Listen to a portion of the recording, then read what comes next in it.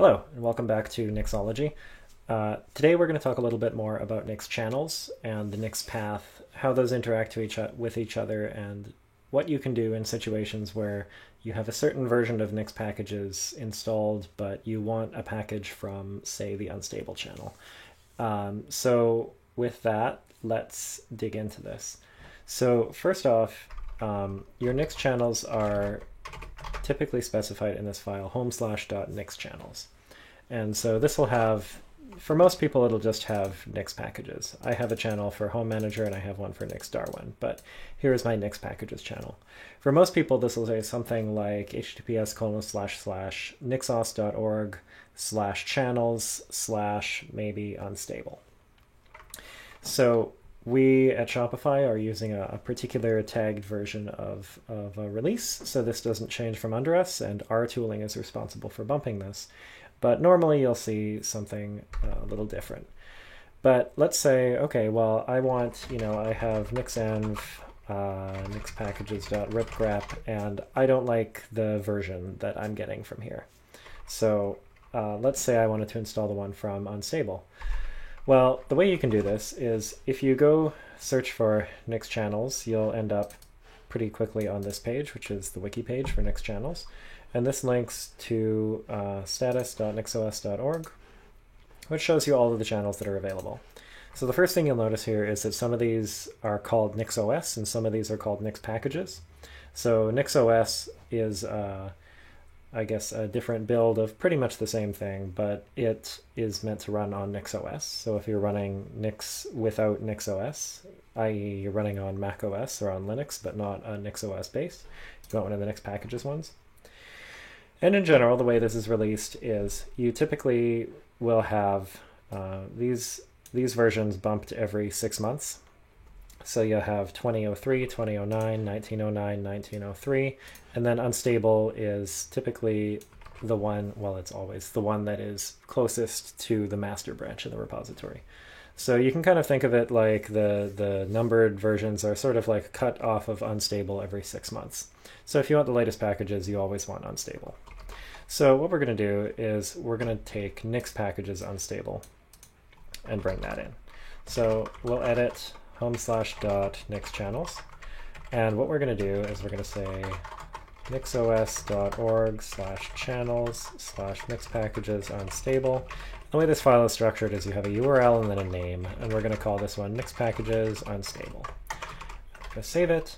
Now one thing to look at here is I'm going to show you my Nix path. And actually I'm going to just switch this to print a new line. So what we have here is Nix packages equals this. Now what you might notice is if I look at my Nix channels, I had 3 things in it: Home Manager, Nix packages, and Darwin.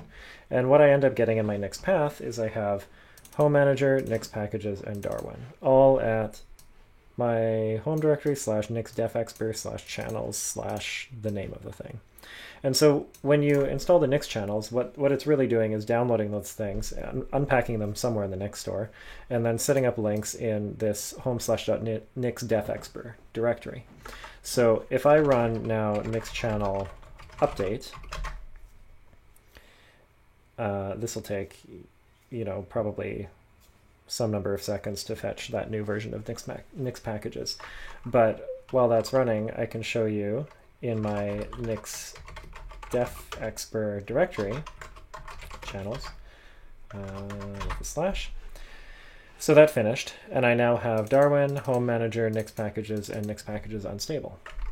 So, okay, if I then show my Nix path in this terminal that I already had open, Nix packages unstable isn't there yet, but if I go in this new one, I wonder if this, I'll have to restart this again. Here, I have Nix packages unstable. Now, when you're actually running Nix code, let's look at a file I have here. This angle bracket syntax is really just code for resolve this to the thing on the Nix path. So when I say angle brackets Nix packages, all that's doing is resolving it to that path home/.nix-expr channels nix packages. So I'm importing that directory and calling it as a function. So if I would say, okay, well, I want ripgrep from nix packages unstable, all I have to do here, because what's happened here is I've imported nix packages and then using with, I dumped everything from nix packages into the top level namespace. But let's say I wanted unstable.ripgrep. Well, that won't work right away, but I could do a let in, and then I could say unstable equals import nix packages unstable. And then that would bring in the different version of ripgrep. And I can try demonstrating that.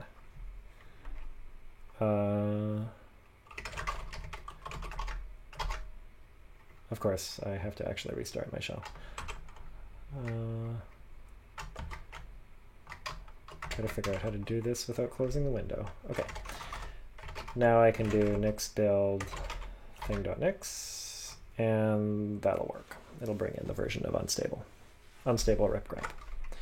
But you'll notice it's doing a lot here.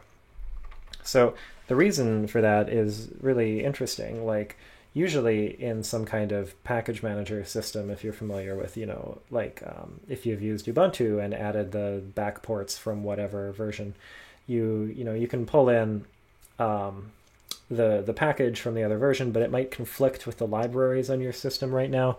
A really cool attribute of how Nix does this is when you're bringing in something from unstable, what you're actually doing is bringing in the whole dependency closure of that thing from unstable, right?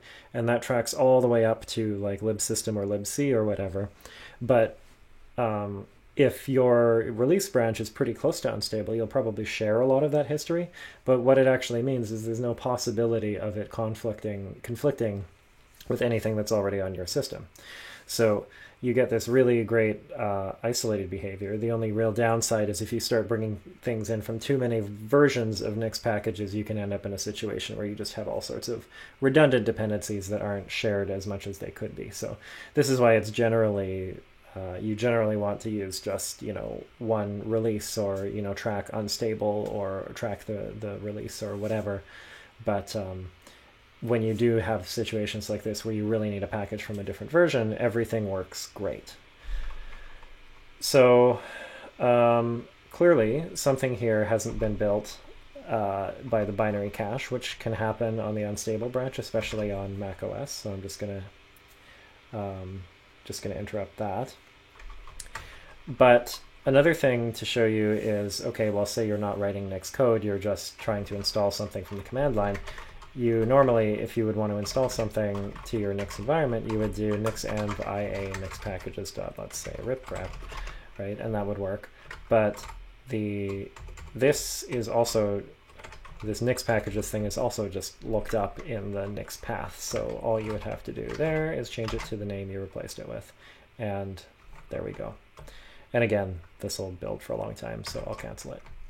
But that's a quick overview of how channels interact with the Nix path and how channels are much different from the way you would normally think about a package repository tied to an operating system release version. So yeah, this is the first Nixology video that I'll be releasing public initially. All the previous ones have been released internally to Shopify first, and then I just finished working off the backlog of those. So this one will be published internally at the same time as externally. And what that means is now if you have suggestions of things you'd like to hear about, I can actually produce those next. So let me know if there's anything that it seems like we know about here at Shopify that has to do with Nix that you'd like me to talk about, and we'll see. But until then, we'll see you next time.